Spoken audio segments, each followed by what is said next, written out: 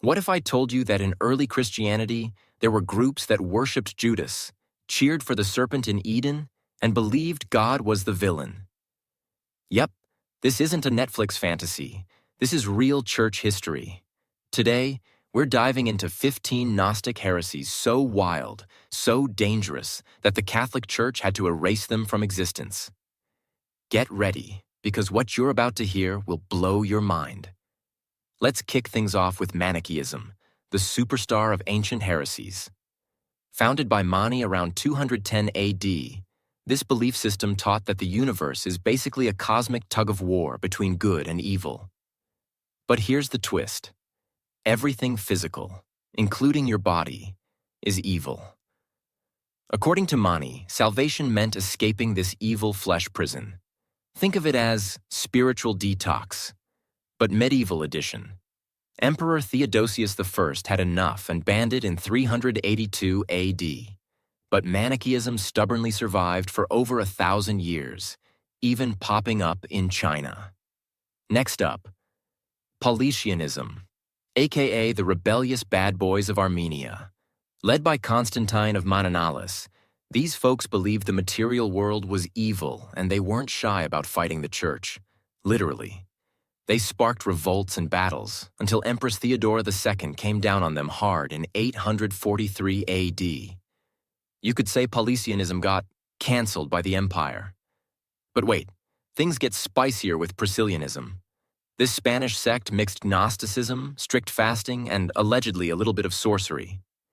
Its founder, Priscillian, became the first Christian executed for heresy. That's right, accused of magic and sentenced to death by Emperor Magnus Maximus. Moral of the story? Don't mix Gnosticism with Hogwarts. Now let's meet the Nassines, the original serpent fan club.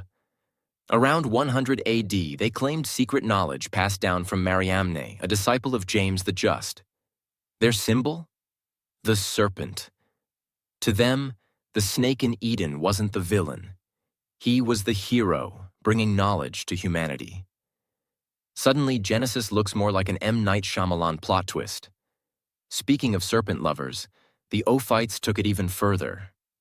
They worshipped the serpent outright and believed the God of the Old Testament was the bad guy trying to keep humanity in ignorance. Basically, they turned the entire Bible upside down and set it on fire. Church fathers like Hippolytus scrambled to shut this down, and fast. And then, there were the Sethians, who taught that Satan was actually working for the true God, freeing humans with secret knowledge. In their version, the fall of man? Best thing that ever happened. It's like they looked at Christian doctrine and said, let's do the opposite, just for fun. But the real mastermind was Valentinus, founder of Valentinianism. A former Catholic bishop turned heretic superstar, he crafted an elaborate story where the material world was made by a cosmic oops, a lesser, bumbling god. He almost became Bishop of Rome, which would have made him Pope. Imagine how different Christianity would look today. But don't go anywhere. We're just warming up. Meet the Baselideans, founded by Basilides in Alexandria. They claimed the universe was created by a chain of spiritual beings so long and complicated, even Marvel's multiverse looks simple by comparison. Oh, and they believed that Simon of Cyrene, not Jesus, was crucified. Plot twist. Enter the Carpacrations, who said, rules? Never heard of them. They believed salvation came through breaking every law, even moral ones. Early critics accused them of turning church gatherings into wild parties. So, yeah, they were the OG do-what-thou-wilt crew, centuries before Aleister Crowley. Then you've got the Canaanites, who straight up worshipped history's biggest villains, Cain, Esau, and Judas Iscariot. According to them, Judas wasn't a traitor. He was a hero freeing Jesus from the material world. If YouTube existed back then, their channel would definitely get demonetized. But the Borberites? Oh boy, their name literally means the filthy ones. Church fathers claimed they performed secret rituals involving, let's just say, bodily fluids. Whether that was slander or truth, Their reputation was so toxic they became the poster child for heresy. Even other heretics said, "Yeah, we don't associate with them." Let's not forget Marcionism, led by Marcion, who pulled the ultimate Bible edit.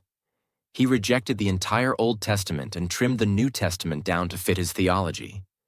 To him, the God of the Old Testament was an evil creator God, while Jesus revealed the true loving God. Basically, Marcion dropped the first mixtape called the Bible Director's Cut. And then there were the Elsaites, a Jewish Christian Gnostic sect who loved secret rituals, angel worship, and mystical baptisms. They were so fringe that even other Gnostics gave them side-eye. Like, "You guys are weird."